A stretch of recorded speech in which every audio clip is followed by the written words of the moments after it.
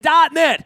I am wearing the Compass Point hat out on the YouTube and Facebook Live broadcast of what we're doing, which means we're going to talk some golf here. Not all the time, but every week we get together with Robert Canady. Sometimes it's the bucket side of the Buckets in Birds out on Twitter. He does our college basketball all winter long, but when it's 80 degrees and sunny and a beautiful breeze blowing down there in Pasadena, you're hitting the golf ball. And I know a little bit of a soft time here out on the circuit, right, on the PGA side and going up to Canada this week. But certainly the Hank Haney thing has, brought in a lot of conversation around golf this week. And I think when Pebble Beach starts to, open itself next week, it'll all of a sudden be Tiger season again and Koepka season, and here we go again. It is a weird scheduling for the golf sort of thermometer and body clock for everybody, right? Like switching around these majors, this is when you start to feel it if you're a golf person, right?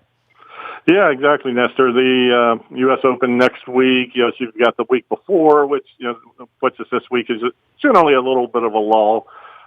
Most of the top players played last week in Columbus at Jack Nicklaus's Memorial. Then they'll take this week off. The exception to that is Dustin Johnson, the number 2 player in the world. He likes to play the week before the U.S. Open, so he's playing in the Canadian Open up there in Ontario, and he's actually had some success there. Won there, and it's a course he plays well on. So he'll be playing there, then heading straight out to the opposite coast for the U.S. Open next week. So yeah, it's kind of a little bit of a lull, and like you said, you touched on the Hank Haney comments, so it's always good to keep conversation going when something like that happens on a slow week. It gets maybe a little bit more life than it would, if it had come out in a busier week and everything. So definitely some interesting comments by Haney, and while his point is understood, and the popularity of the LPGA and everything certainly isn't like it is at the PGA, and there's the identity of lack of Americans on the leaderboard, and dominated by the Koreans, so get where his point is, but just probably not very, very well put, and, probably something not very well expressed on his end. Is golf, is there a political correctness about this above and beyond every other rule? I mean, golf would seem to have more rules and more structure, and we got to be quiet, and, part of golf, the built-in part of golf is, institutional racism, or maybe and sexism, and all the stuff that the Masters represents, and all that. Talking out of the side of your mouth in golf, it just feels like it's the most quiet sport. I mean, outside of tennis, where it's also quiet as well. These gentleman sports and all of that. That anything that's said becomes. Yeah, we don't talk about anything in golf, right? Literally, that's one of the things about golf is, from a conversation standpoint, being quiet is part of the etiquette of golf, right?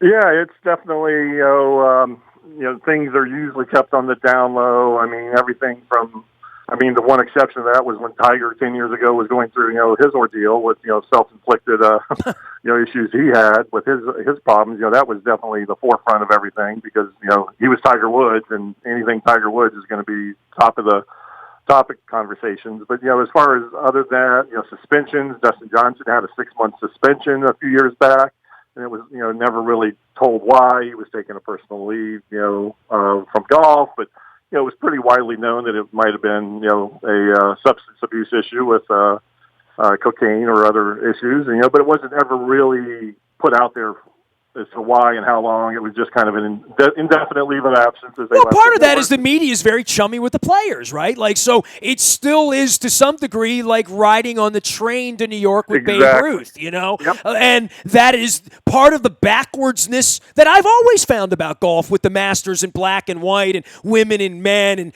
tees that are in the front and tees that are in the back, and all the propriety and all the rules. And part of it also is knowing so many people that golf that, how incredibly you keep your own score, you don't cheat, like all of these allegations about Trump and honor and dignity and cheating on a golf course is the worst. It has like unwritten rules, like baseball, kind of, sort of, right?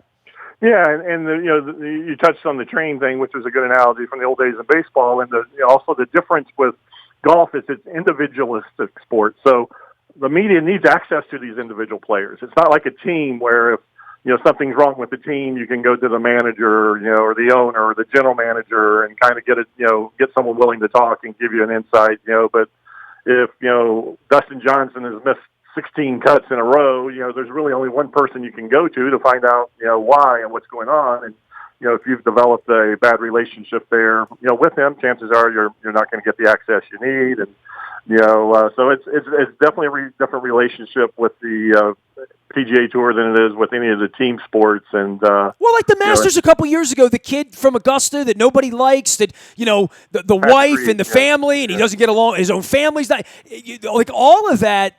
That was sort of as scandalous as golf can be, right? Yeah, it is. That was that was one of the few times where it's like, okay, he's the appointed villain that everyone was going to, and it's also the bandwagon jumper. Once one opens the door, everyone else is going to, join the floodgates and tell stories from his junior golf days, and his college golf days, and everything. So he kind of becomes the story of the week, and it's rare that happens with a player, unless sometimes back in the day it was Monty with the bad European criticizing Tiger, and VJ Singh, and so it's easy to pick on the non-USA players and make them the enemy because they play for the opposite team when the Ryder Cups come around, and they get booed and they get harassed and everything. So it's easy then to carry that spite over to them as individual players, when they're playing on the PGA Tour. So, but for the most part, as you said earlier, it's a gentlemanly sport with the unwritten rules, and everyone gets along. And I've yet to see, while there's been some kind of harsh looks and words exchanged in the middle of a fairway, I've never seen anyone come to blows in the middle of a fairway, like we'll see in pretty much every other sport. You see that, but you've never seen that in golf. Here's Robert Canady. He is Buckets and Birds out on Twitter. He is down at Compass Point Golf and, of course, hitting the golf ball down there. And at some point, he's going to turn his Kiwi compadre down there onto me to give me some lessons. We'll do that down in Pasadena as well. We've got some new sponsors coming up down in Anne Arundel County as well. And, of course, you can always go and hit the golf ball. Down on your course here, you're doing all sorts of stuff here and bringing folks in. But more than that, good weather, right? Like, aside from a sneeze or two, it's been a pretty nice couple of weeks to get out and play some golf, right?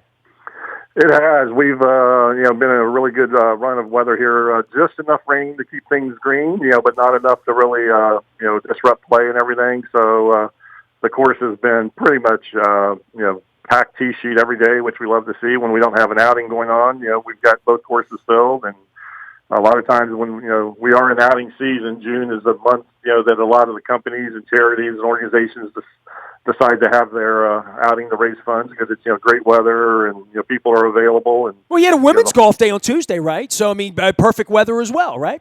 Yeah, absolutely. It was it was a full day, and we had a few people comment on that, with the number of ladies that were out here. So it's definitely been a good weather run, and we hope it keeps up all the way through June because we have a couple events coming up next week during our U.S. Open week. We're paying tribute to that on the 15th. We have our U.S. Open Par 3 Challenge that evening where we'll set up one of our courses, 9-hole courses, as a Par 3 contest. We did that with the Masters, and it kind of took off the Masters Par 3 contest, and everyone enjoyed it. So see, that's an easy one for me to participate in. One hole, couple shots. You know what I mean? Like that's a fun one for me. Yeah, you can't hurt yourself too much there. And then the other fun one, which you would enjoy because you wouldn't be able to see your shots as bad as they might be, would be the night golf on the night before, the 14th of June. We do the night golf. So that's always a fun event where people get out there with their glow-in-the-dark balls and their glow necklaces and their flashlights and trying to find their way around the course at dark. And it starts 9 holes in daytime, something to eat, and you go out and finish at night, trying to find your way, come in by the midnight moon and everything to see who won. You're out there scaring the deer, is what you're telling me, after dark. Exactly, yeah. So caught out there in the dark wilderness with them and everything. So Compass Point Golf, you can find them out at Compass Point. That's with the silent E golf, just like on the hat there. You can find them at all the events, including U.S. Open. And you always pair these things with the majors and thoughts of Pebble Beach. It certainly makes for beautiful shots and aerials next weekend as we get this thing together. But there's a lot of sort of circling now with Tiger back in this thing that this will be a fun weekend of golf, right? Yeah, he played well Sunday in the final round at the Memorial, and had a good showing there.